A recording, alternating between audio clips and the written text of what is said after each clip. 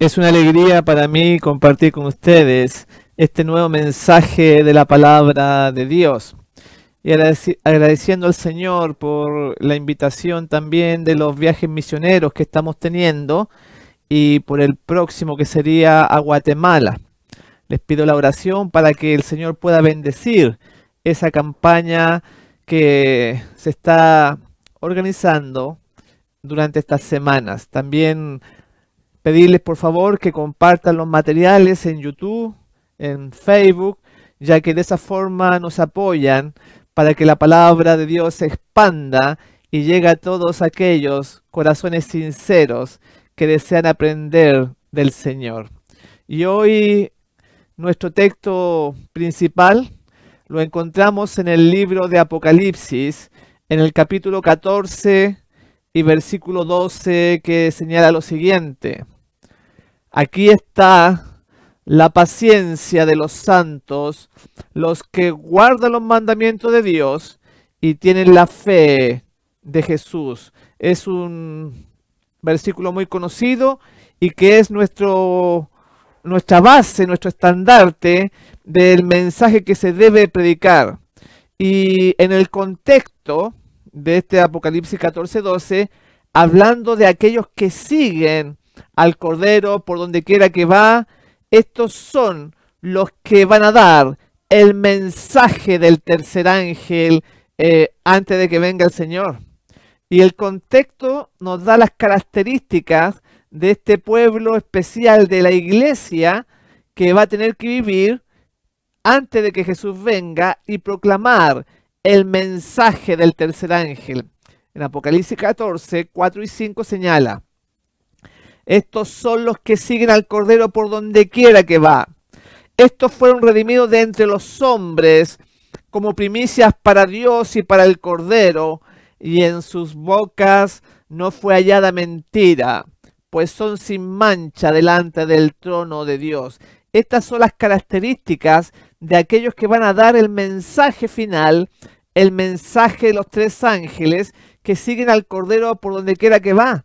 Dice que son primicias, lo mejor de todas las edades, de toda la historia. Va a quedar demostrado de que sí se podía guardar la ley, de que sí se podía hacer la voluntad de Dios y que también se podía predicar en medio de la adversidad estos mensajes difíciles. Porque en el versículo 6 de este mismo capítulo dice: vi volar por en medio del cielo a otro ángel que tenía el evangelio eterno para predicarlo a los moradores de la tierra, a toda nación, tribu, lengua y pueblo. Y siguen ahí los demás mensajes. Y en Testimonios, en tomo 1, en la página 77, Elena de White señala lo siguiente: me fue mostrado que el tercer ángel que proclama los mandamientos de Dios y la fe de Jesús representa al pueblo que recibe este mensaje y levanta su voz en amonestación hacia el mundo. Entonces tenemos de que este pueblo final se levanta y proclama el mensaje del tercer ángel, este pueblo verdadero. No un pueblo nominal que se dice ser del pueblo final. Y es muy importante porque vamos a darnos cuenta de que no todos tienen esas características y que se confunde muchas veces porque no todos son iglesia. Y ese es un concepto que está muy mal definido en nuestro tiempo, ya que estos mensajes son difíciles y el pueblo de Dios, la iglesia de Dios, son aquellos que proclaman este mensaje. En el versículo 9 dice: y el tercer ángel los siguió diciendo a gran voz: si alguno adora a la bestia y a su imagen y recibe la marca en su frente o en su mano, él también beberá del vino de la ira de Dios, que ha sido vaciado puro en el cáliz de su ira, y será atormentado con fuego y azufre delante de los santos ángeles y del Cordero. ¿Quién es el tercer ángel? el pueblo que recibe el mensaje y lo proclama y lo da a conocer. ¿Y es usted parte del mensaje del tercer ángel? Entonces, para poder ver bien este pueblo, esta iglesia final, tenemos que fijarnos si acaso ellos proclaman el mensaje de la bestia, de la denuncia, de su imagen, decía, que son las iglesias, el protestantismo apóstata, y que llaman a no recibir la marca en la frente o en la mano. Y todo el vino de la ira de Dios va a ser dado a estos poderes que embriagan al mundo también. Y entonces la pregunta es, ¿somos ese pueblo? ¿Estamos denunciando, desenmascarando todo lo malo que no está de acuerdo a la Biblia contra estos poderes? Vamos a ver que en vez de estar defendiendo este mensaje, se une, este profeso pueblo, se une a estos poderes que están cada día dominando más el mundo. Es muy triste lo que está pasando y lo que vamos a ver cómo dentro de este mismo pueblo se infiltran sacerdotes católicos, se hacen alianzas con Roma, se acalla la voz de este mensaje del tercer ángel que Dios lo quiere así sea dado para amonestar a las personas y sepan cuál es la verdad. Por eso recién pregunté, ¿es usted parte de ese pueblo? ¿Es parte de aquellos que guardan los mandamientos de Dios y tienen la fe de Jesús? Y expliqué de que este pueblo lo dice, lo enseña, lo proclama, las verdades y que van en contra de la bestia y de la imagen de la bestia que aparece en Apocalipsis 13 y en Apocalipsis 17. Todo ese conjunto forma la iglesia de Dios, es parte de la labor, no solamente tener la fe que se habla tanto y que se practica tan poco hoy en día, y los mandamientos, aquí está la paciencia de los santos, los que guardan los mandamientos de Dios y tienen la fe de Jesús, y muchas veces no se guardan los mandamientos porque se desconoce también la ley, que son los 5 primeros libros de la Biblia, lo hemos explicado en otros mensajes.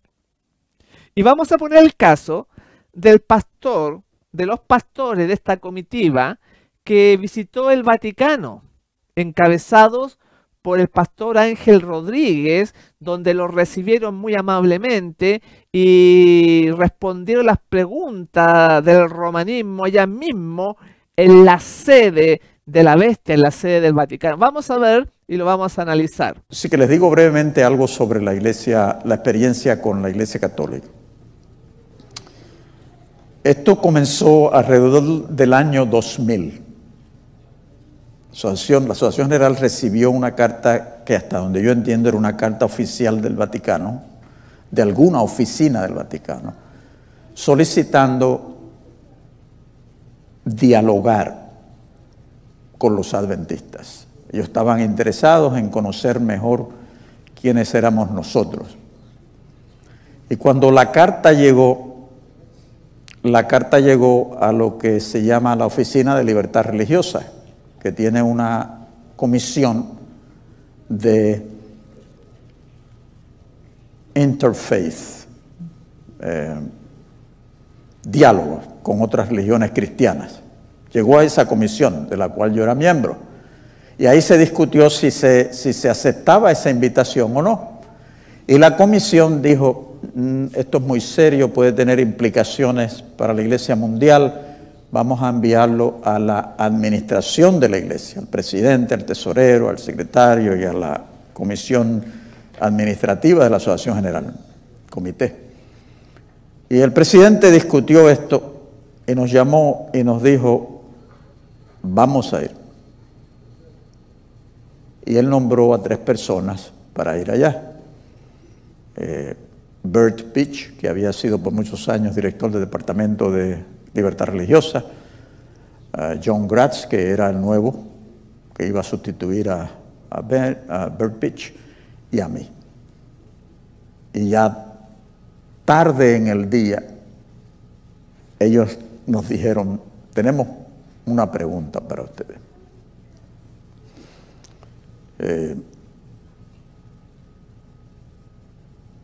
Queremos saber por qué esto se ha discutido en el Vaticano, dice él. Cuando vienen los obispos alrededor del mundo, esto se ha discutido acerca de ustedes, los adventistas. O sea que ellos en el Vaticano hablan de nosotros. Queremos saber por qué ustedes, los adventistas, alrededor del mundo, están tratando de convertir a los católicos, nos tienen como el blanco de bautismos. ¿Por qué ustedes hacen eso? Acabamos de ver el testimonio de este pastor que él cuenta, Ángel Rodríguez, cuenta cómo fueron recibidos en Roma, cómo ellos fueron recibidos en el Vaticano. Y es muy triste porque están de amigos y están ahí compartiendo entre ellos. Y eso cuenta este video de que fue alrededor del año 2000. Y quiero conectarlo con el actual presidente Ted Wilson, que fue reelegido en el Congreso que terminó hace poquito, de la 61ª sesión de la Conferencia General, donde fue reelegido, que fue elegido presidente en el año 2010 en adelante hasta el día de hoy. ¿Y dónde estaba él en ese año 2000? Estaba como vicepresidente, había sido escogido vicepresidente en el año 2000 de la sesión general de la conferencia que se dio allá en Toronto. Entonces, cuando el pastor Rodríguez habla de que fueron a consultar a la comitiva, a la cabeza, a la junta de la conferencia general, el pastor Ted Wilson estaba participando como vicepresidente de la Iglesia Adventista del Séptimo Día en ese entonces. Y ellos fueron los que dieron el visto bueno para que se realizara estos nexos, esta unión con aquellos que debemos nosotros denunciar. Y no solamente en esta oportunidad que él comenta, sino que en los años sucesivos se siguieron reuniendo para intercambiar amablemente los puntos de vista. También se reunieron en Suiza y en distintos lugares. ¿Qué dice la mensajera del Señor con respecto a esto? En el comentario bíblico, en el tomo 4, en la página 1163, dice que los centinelas que están en los muros de Sión no se unan con los que están invalidando la verdad, tal como es en Cristo, que no se unan con la confederación de la incredulidad, el papado. Y ahí entonces empezamos a ver de que esto no es correcto, de que a pesar de llevar el nombre, como lo vamos a ver, no de adventista, no quiere decir que sea el pueblo de Dios, porque aquí se está haciendo algo que va en contra de la voluntad de Dios. Y también podemos verlo acá, lo que ocurrió allá hace un tiempo atrás en Brasil, en este encuentro ecuménico donde asistieron distintos pastores importantes de este movimiento que debiera denunciar a la bestia, a su imagen, y a llamar a no recibir la marca en la frente o en la mano que presenta la profecía. Vamos a ver ahora al pastor Ted Wilson y distintos dirigentes participando en un encuentro ecuménico. Vamos a verlo en este material de video. Es increíble cómo esto ya se da públicamente, estas uniones, reuniones que recién leímos de que no agrada a Dios, que no debiéramos estar haciendo eso, y sin embargo cada vez son mayores lo que los dirigentes hacen. Y la Biblia es clara con respecto a eso. También el Espíritu de Profecía, en el Conflicto de los Siglos, la página 433, dice lo siguiente: por su alejamiento del Señor y su alianza con los paganos, la iglesia judía se transformó en ramera. Roma se corrompió de igual manera al buscar el apoyo de los poderes mundanos y por consiguiente recibe la misma condenación. Y aquí vemos el motivo por el cual se corrompió la iglesia judía de antaño que nosotros conocemos. Dice que se transformó en ramera por buscar esta alianza con los paganos y con los poderes civiles, también en otras partes señala. Y es exactamente lo mismo que no debiéramos hacer en lo que hoy día se está realizando tristemente. Y vamos a ver todas esas cosas, porque es necesario que la gente sepa lo correcto, lo que está sucediendo y que pueda encaminarse en forma de acuerdo a la voluntad de Dios. Y estudiando estos mensajes vamos a darnos cuenta de la situación actual y que va a ser muy difícil dar el mensaje con la posición interna, la oposición interna que hay, porque vamos a ver el conflicto de los siglos y varias cosas más, como se dice que es un libro de odio y la oposición externa de estas iglesias caídas que presenta la Escritura. En Testimonio para los Ministros, página 106 también dice: los judíos perecieron como pueblo porque fueron desviados de la verdad bíblica por sus dirigentes, sacerdotes y ancianos. Y estamos viendo que se repite lo mismo, como los que encabezan este movimiento, entonces desvían la verdad bíblica al resto del pueblo. También quiero comentar esta cita muy mal entendida por la membresía, donde habla de que la iglesia puede parecer que está por caer, pero no va a caer. Vamos a leer esta cita, y hay otras que se asemejan, y vamos a explicar que la iglesia a la cual se refiere son los fieles. No es solamente una denominación o una corporación adventista. Bueno, vamos a leerla. Está en Evento de los Últimos Días, en la página 92, que dice así: puede parecer que la iglesia está por caer, pero no caerá. Ella permanece en pie, mientras los pecadores que hay en Sión son tamizados, mientras la paja es separada del trigo precioso. Es una prueba terrible y sin embargo tiene que ocurrir. Entonces acá menciona que la iglesia puede parecer que va a caer, pero no va a caer. Y dice que los pecadores van a ser pisoteados, tamizados, cortados de Sión, que representa la iglesia. Y esto se entiende mal porque los hermanos piensan de que aunque haya pecado, aunque se junten con Roma, siguen siendo el pueblo de Dios. Pero la iglesia a la cual se refiere siempre las Escrituras son aquellos fieles que hacen la voluntad de Dios, no los que están en apostasía. Vamos a explicarlo un poquito. En Hechos 8:3 dice, hablando de la iglesia, y Saulo, o sea, que después fue Pablo, asolaba la iglesia y entrando casa por casa arrastraba a hombres y mujeres y los entregaba en la cárcel.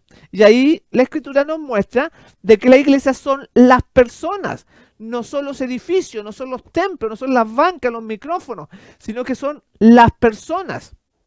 Y esas personas fieles es a la iglesia a la cual se refiere ahí, que no va a caer. Más texto vamos a seguir dando acerca de Colosenses 4:15, donde dice: saludad a los hermanos que están en la Odisea y a Ninfas y a la iglesia que está en su casa.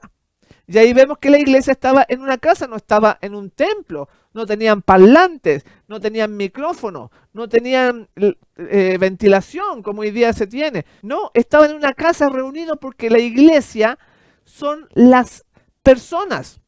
Y Ninfas, que menciona ahí, era un converso conocido del apóstol Pablo y dice que la iglesia estaba en su casa. Muchos hoy en día se incomodan cuando algunos se reúnen como iglesia en alguna casa por ahí y lo llaman separatistas, disidentes, y que no asisten al templo de la corporación adventista. Pero ¿qué dijo el Señor Jesús? En Mateo 18:20 dice así: porque donde están 2 o 3 congregados en mi nombre, allí estoy en medio de ellos. Entonces, cuando se juntan 2 personas o 3 personas en el nombre de Jesús, ahí está la iglesia, y si ellos son fieles, claro. Ese es el pueblo de Dios. Por eso que vemos que esta corporación no hace la voluntad de Dios, se une con Roma, rebaja la norma, acalla el mensaje y por llevar el nombre, adventistas piensan de que es el pueblo de Dios.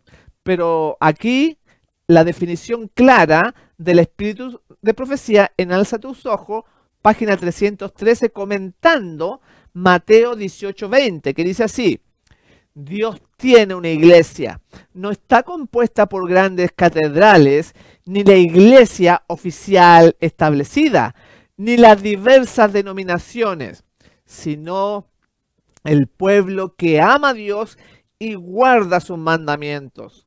Porque donde están 2 o 3 congregados en mi nombre, allí estoy yo en medio de ellos. Mateo 18:20.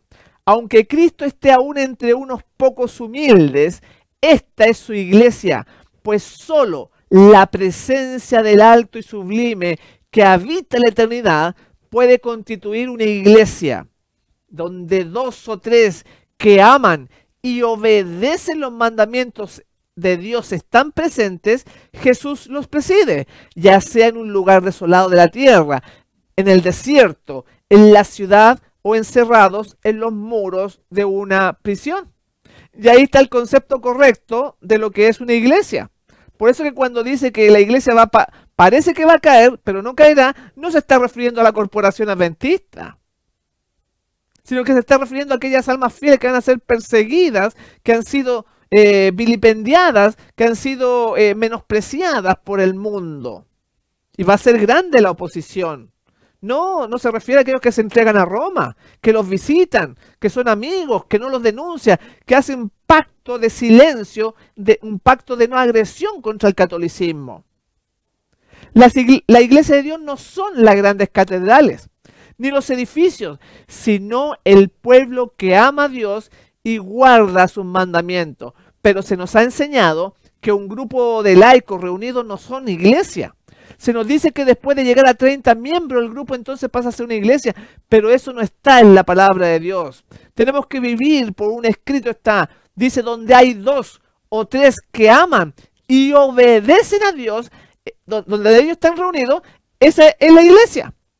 Hay que notar que en todo tiempo las almas fieles han constituido la iglesia o el pueblo de Dios, y ahí está la diferencia, ahí está la clave. Está en Hechos de los Apóstoles, página 10, escuche bien por favor lo que dice. Desde el principio, noten, desde el principio las almas fieles han constituido la iglesia en la tierra. En todo tiempo el Señor ha tenido sus atalayas que han dado un testimonio fiel a la generación en la cual vivieron. ¿Cuál es la iglesia de Dios? Son las almas fieles, bien claro. Y que dice que dan un testimonio fiel a la generación en la cual han vivido. Y hoy podríamos decir que esta corporación adventista ha dado un testimonio fiel. Se ha parado ahí frente con las verdades y denuncia y habla lo que tiene que hablar. Obviamente que no. Ha sido silenciado este movimiento, y que las almas fieles, que realmente que muchas veces son borradas, son desfraternizadas, no le dan el púlpito, etcétera. Ese realmente los que luchan son la iglesia verdadera. Y se les acusa de ser disidentes cuando los disidentes son los que están con Roma, como lo vamos a ver, que le quitan partes al libro Conflicto de los Siglos. Por eso que cuando dice ahí en Evento de los Últimos Días, en la página 92, puede parecer que la iglesia está por caer, pero no caerá.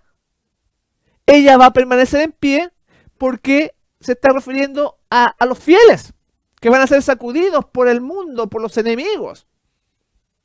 Entendamos bien las cosas, por favor. En los tiempos del profeta Elías, el profeso pueblo estaba en abierta apostasía, peligraba su vida, y se le dice: levántate, vete a Sarepta de Sidón y mora allí. He aquí yo he dado orden allí a una mujer viuda que te sustente. Primera Reyes 17:9. Conocemos nosotros la historia. ¿Por qué el Señor no envió a su siervo, a Elías, a buscar refugio en su pueblo, por ejemplo? ¿Por qué pasó por alto la casa de Israel? La respuesta es totalmente contraria al concepto que tienen muchos de iglesia. La mandó a una tierra lejana, no la mandó a Israel. Y aquí explica, en el deseado, en la página 205 por qué sucedió esto. El Señor pasó por alto a la casa de Israel y halló refugio para su siervo en una tierra pagana, en la casa de una mujer que no pertenecía al pueblo escogido. Pero ella fue favorecida porque seguía la luz que había recibido. Por favor, analicen esta situación. La viuda estaba en una tierra pagana, no pertenecía al pueblo, no era adventista por decirlo así. Pero ella fue favorecida con la visita del profeta porque andaba en la luz que había recibido. Y aunque este movimiento pueda tener mucho conocimiento, mucha luz, pero si no anda en él, no le sirve para nada. Al contrario, los condena. Y así hay muchos ejemplos en la Biblia para entender bien quiénes son los que guardan los mandamientos de Dios y tienen la fe de Jesús y proclaman el mensaje del primero, del segundo y del tercer ángel. Hay muchos casos en la Biblia que son contrarios a lo que los hermanos piensan o creen hoy en día, porque así se les ha enseñado y se le ha dado un orgullo denominacional que se cierra la mente para entender las cosas correctamente. Y los programan como que siempre van a decir lo mismo, lo que le dicen desde el púlpito, porque no escudriñan en forma personal. Y así se ha torcido las escrituras sobre todo esto, que la iglesia no va a caer, porque se refiere a los fieles, no se refiere a aquellos que están con Roma, que están unidos con los paganos. En vez de denunciarlos, ellos hacen alianza continuamente y pactos, como recién mencioné. También podíamos ver los leprosos de Israel en los tiempos de Eliseo, que fueron también pasados por alto para recibir los dones del cielo. ¿Por qué los leprosos de Israel no fueron tomados en cuenta? Aquí en el deseado, en la página 206, dice, hablando de Naamán, pero Naamán, noble pagano, que había sido fiel a sus convicciones de lo recto y había sentido su gran necesidad de ayuda, estaba en condiciones de recibir los dones de la gracia. Lo mismo que la viuda, aunque era pagano, él era fiel a lo que sabía, a lo poquito que entendía, igual que la viuda. Pero si nosotros como institución, como pueblo, conocemos las cosas y no las vivimos, estamos peor que un pagano que no se practica. Entonces está peor la situación que los ejemplos que estamos mencionando. En el deseado, en la página 206, sigue diciendo, nuestra situación delante de Dios depende no de la cantidad de luz que hemos recibido, sino del empleo que damos a la que tenemos. Así, aún los paganos que eligen lo recto en la medida en que lo pueden distinguir, están en una condición más favorable que aquellos que tienen gran luz y profesan servir a Dios, pero desprecian la luz y por su vida diaria contradicen su profesión. Y eso es lo que sucede a nivel personal como miembros en la Grey y a nivel de los dirigentes, que se piensa de que por el conocimiento están bien delante de Dios, y acá dice que no depende de la luz que tengamos, sino de lo que vivimos. Entonces, es para analizar, y voy a poner estos casos que vienen a continuación, de que confirman este alejamiento como pueblo de la senda correcta. También en la página 82 tenemos el caso de Juan el Bautista, donde dice lo siguiente: Juan declaró a los judíos que su situación delante de Dios había de ser decidida por su carácter y su vida. La profesión es inútil. Si su vida y su carácter no estaba en armonía con la ley de Dios, no eran su pueblo. Ahí lo tenemos nuevamente. ¿Qué es el carácter en la vida? Es la práctica de la verdad. No solamente conformarse con tener el nombre de cristiano. Por eso que el Señor Jesús dijo, por los frutos los conoceréis. Y en este congreso que mencioné recién, que terminó hace un poquito tiempo atrás, el actual presidente Ted Wilson, el pastor Ted Wilson, anunció la impresión del libro El conflicto de los siglos por millones. Y aquí vamos a poner este ejemplo para mostrar de que no se vive de acuerdo a la luz que nosotros tenemos. Ahí estamos viendo en pantalla que el libro El conflicto de los siglos tendrá distribución mundial en los próximos 2 años. Y ahí vemos al actual presidente Ted Wilson mostrando este libro, ahí ya más de cerca, y que es similar a lo que ocurrió hace un tiempo atrás con este mismo libro y también este mismo presidente en la impresión de millones de libros que le llamaron La Gran Esperanza. Le cambiaron el nombre. ¿Por qué sucedió esto? Primeramente voy a explicar. Y voy a poner estos ejemplos para mostrar que no estamos viviendo a la altura de la luz que tenemos. En el año 1976, el padre de este pastor, Ted Wilson, el padre se llama Neal Wilson, declaró que este libro, El conflicto de los siglos, pertenecía al montón de basura histórica de la Iglesia Adventista del Séptimo Día. Y eso fue lo que dijo el presidente en ese entonces, que es una basura, y declaró ante los tribunales federales que este movimiento adventista del Séptimo Día no es anticatólico, ya dejó de ser atacante del papado, en otras palabras. Entonces, voy a explicar este asunto que ha ocurrido durante las décadas y años, y van a entender ustedes que hay una intención malintencionada de hacer cosas que en realidad no son, porque le han cortado partes al libro también, dándolo a conocer como una gran cosa. Porque hay una oposición interna ya desde este ejemplo que estoy poniendo del año 76, y en el año 1980 El Gran Conflicto es considerado un libro de odio en Canadá. En Canadá se dictaminó que este libro era literatura de odio después de recibir quejas sobre la distribución de este libro por las ciudades. Entonces, que se anuncia ahora en el Congreso 61 que van a imprimir el libro, hay algunas trampitas, podríamos decir, o la letra pequeña al respecto, porque este libro es fuerte, pero aún así hay que darlo a conocer.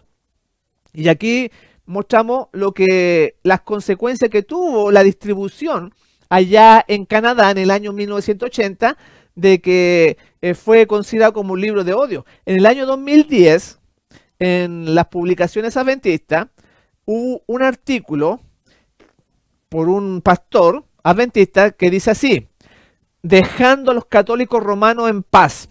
O sea, este pastor adventista puso este título denigrando el conflicto de los siglos y las profecías contenidas en este libro. El autor, que se llama Loren Seibold, escribe: han pasado más de 100 años después que nuestro profeta aprobó estas aplicaciones. Hablando de Elena de White. Elena de White señaló al catolicismo un mundo muy diferente. La Iglesia Católica Romana de hoy es una institución muy diferente de lo que eran los tiempos de Elena G. de White. Entonces, aquí hay ataques internos desde adentro de este movimiento adventista en contra de la verdad. Si seguimos analizando, en el año 2011, el exdirector de ministerios llama El conflicto de los siglos un libro anticatólico y que es un mal libro para evangelizar, para realizar el evangelismo.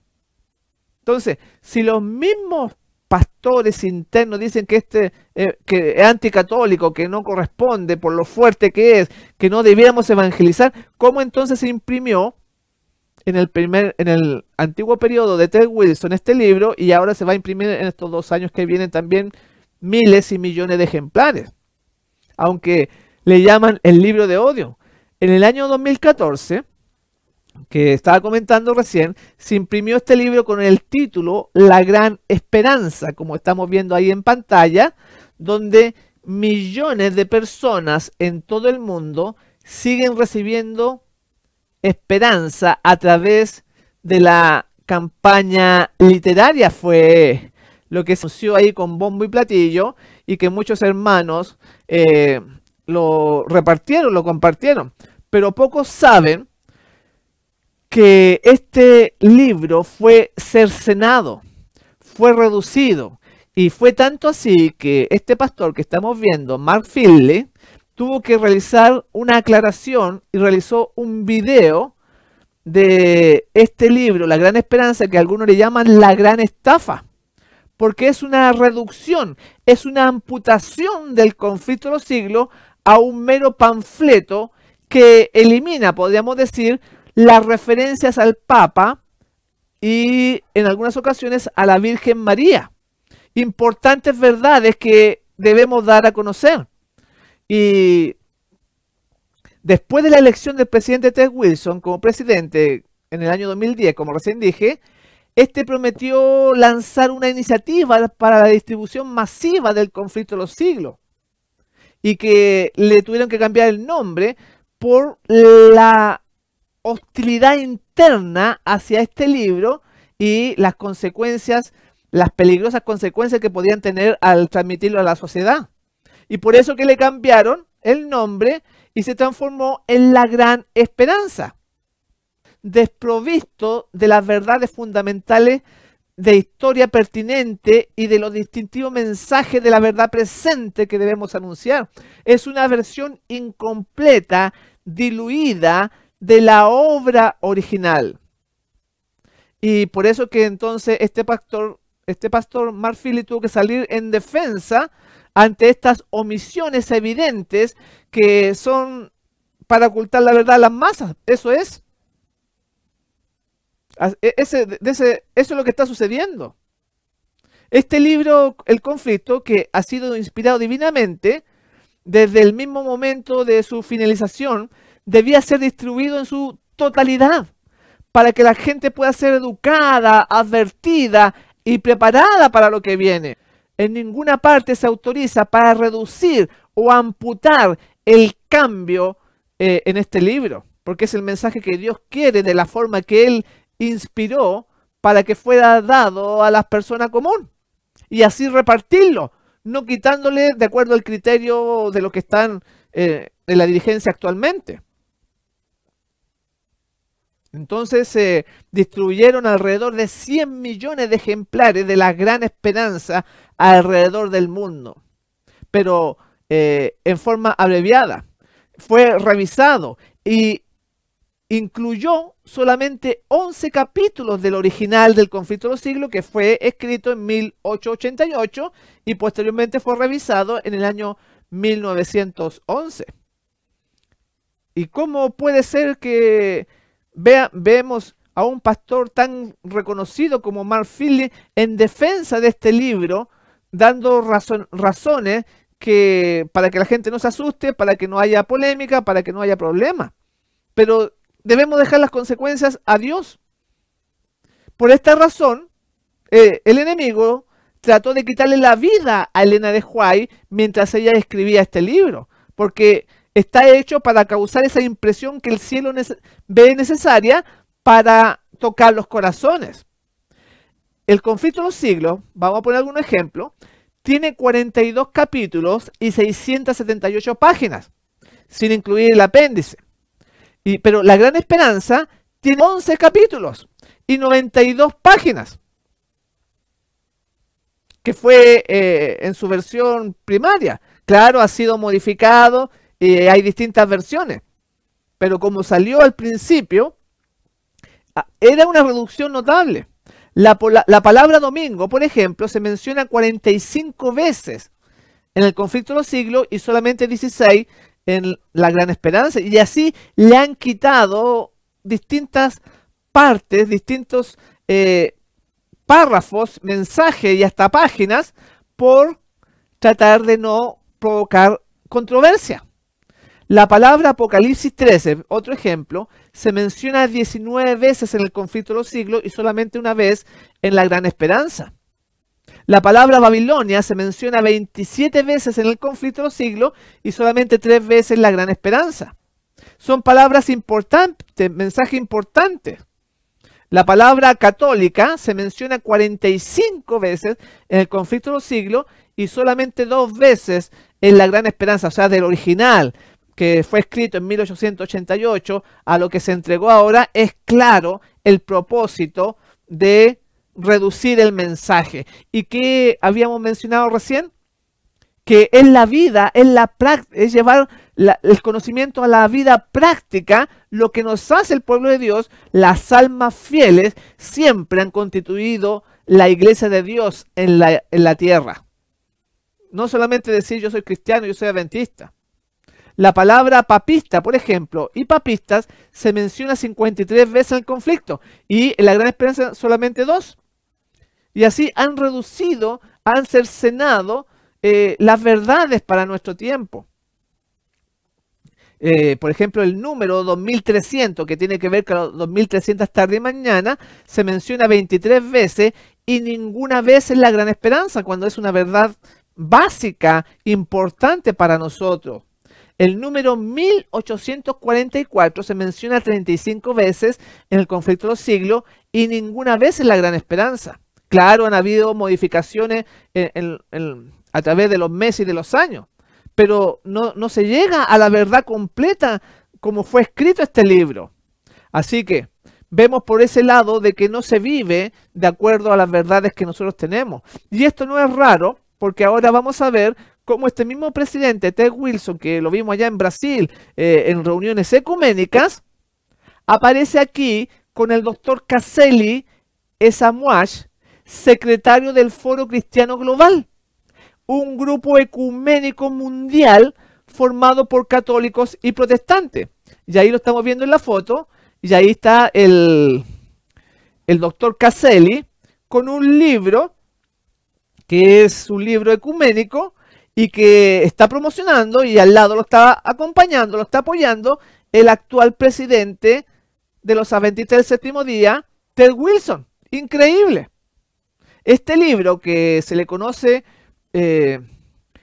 como traducido, significa que el amor mutuo continúe, y que en el almuerzo de una de las sesiones de la conferencia general de esta 61 sesión que hemos mencionado allá en San Luis, donde también flameó esta bandera vaticana, esta bandera que anuncia los símbolos blasfemos, que se permitió que se paseara por medio de los delegados mundiales, que también realicé un mensaje con respecto a eso, donde muestro todas las veces que se ha presentado estos poderes blasfemos en esa bandera en distintas veces en el corazón de la iglesia Adventista del Séptimo Día. Y entonces este 61º reunión de la conferencia general no fue la excepción. Y aquí estamos mencionando de que aparece el actual presidente Ted Wilson con este doctor Caselli, que es secretario del Foro Cristiano Global, que es un grupo ecuménico. Este doctor Caselli, invitado de honor de Ted Wilson, sostiene este infame libro de su organización, Let Mutual Love Continue, que, como recién mencioné, significa que el amor mutuo continúe. En el almuerzo ecuménico al que asistió con Ted Wilson y Ganop Diop, que ese otro personaje, otro pastor importante de libertad religiosa, que promueve la unión con las distintas iglesias. Y ahí podemos ver a otras personas que asistieron. Ahí estamos viendo, y ahí aparece Ganop Diop, el pastor Ganop Diop, encargado de libertad religiosa, que está ahí con el autor de este libro y máximo dirigente de este movimiento, que encabeza este doctor Caselli, que es el mismo que junto al Papa Francisco primero están trabajando para unir a protestantes y católicos en terreno común. De hecho, de este libro, Que el amor mutuo continúe, en la página 195, dice lo siguiente, que menciona el saludo papal y una bendición del Papa Francisco I. Este es el mismo libro que mencionamos recién, donde estaba, lo estaba presentando, lo sostenía con el pastor Ted Wilson, que se realizó ahí en esos almuerzos que se dieron en la conferencia general cuando se realizó el congreso. Y ahí lo podemos ver el libro, donde dice Let Mutual Love Continue. Y eso es lo que estaba mencionando. De ahí está promocionándolo. En la página 122 también podemos ver que en este libro dice así: 5 siglos de conflicto, rivalidad y prejuicio entre católicos y protestantes están siendo superados, lenta pero seguramente, a través de una profunda conversión, un viaje en la dirección opuesta que permite a las iglesias juntas distanciarse de los errores y exageraciones que llevaron a su separación y discernir y asumir los dones que Dios está dando a cada uno. Que el amor mutuo continúe, en la página 122. Y ahí entonces habla de unir a las iglesias, de juntarlas de los errores del pasado, y que nosotros sabemos que va a llegar el momento en que el líder mundial, el Papa, va a tener a todas las iglesias unidas a su poder. Y ellos quieren que la iglesia adventista no sea la excepción. Y ellos, claro, por no llamarlos secta, ellos ceden, son presionados. Por eso que este pastor Ángel Rodríguez, ya desde el año 2000 que vienen todas estas uniones para llegar a ese punto de el líder mundial tener a todas las iglesias bajo su dominio. Y así va a ser. Este es un llamado a distanciarnos de los 5 siglos que se hace en este libro de rivalidad entre católicos y protestantes. También en la página 33 habla de la familia de la iglesia y menciona ahí a los que ellos consideran que son familia: Iglesia Anglicana, Iglesia Bautista, Iglesia de Cristo, Discípulos de Cristo, Evangélicos, Iglesia Santidad, Independientes, Luteranos, Menonitas, Judíos mesiánicos, Aconfesional, Católico Antiguo, Ortodoxos orientales, Pentecostales, Cuáqueros, Reformados y Presbiterianos, Ejército de Salvación, Adventistas del Séptimo Día, Unidos y Unidos, Valdenses. Esas son lo que ellos consideran como la familia, y entre ellos, en este libro, en la página 33, que el amor mutuo continúe, está la Iglesia Adventista del Séptimo Día. Este es un llamado a ponerse de pie y reconocer a su familia de la iglesia. Una gran fraternidad universal de católicos, romanos y protestantes. Es tremendo lo que está sucediendo. Y ahí podemos ver al máximo líder que fue reelecto. Por algo fue reelecto, porque los demás están apoyando también esta labor. Este es un llamado a sanar el periodo que en el cuerpo de Cristo se separó el uno del otro. Ese es el objetivo. Y en otras palabras, es hora de sanar la herida mortal que aparece Apocalipsis 13:3. Este libro, que se sostiene junto al presidente Ted Wilson, es una celebración del decreto del Vaticano II sobre el ecumenismo. Esos son los planes de Roma para unir a las distintas denominaciones. Ya el tiempo se me está terminando, pero vean qué contradicción tenemos en los que se dicen ser iglesia de Dios, pero que no viven dando el mensaje que nosotros debiéramos dar. Al contrario, se unen con aquellos que tenemos que denunciar. Hay declaraciones heréticas del Papa Francisco y otros agentes ecuménicos de Roma. ¿Cómo vamos a estar apoyando ese tipo de libros o sacándonos fotos con ellos? Esto es claro y se suma a toda la evidencia, a este monumental desborde de información ecuménica que se practica hoy en día como nunca la habíamos tenido, cada vez más clara, porque a la medida que pasan los años se ha hecho una labor interna a través de los jesuitas que están llevando a este movimiento a Roma. Y aquí les quiero presentar el caso de ya desde el corazón donde se forman los pastores, los nuevos pastores adventistas, por ejemplo en la Universidad de Andrews, y como un profesor que enseñaba ahí, este es un testimonio que vamos a presentar, que le enseñaba a los estudiantes de teología y que se dieron cuenta de que enseñaban cosas medias extrañas y fueron a ver su correspondencia y se dieron cuenta de que era un jesuita infiltrado. Vamos a ver este testimonio que es antiguo, no es muy buena calidad del video, pero esto sucedió. Vamos a verlo ahora.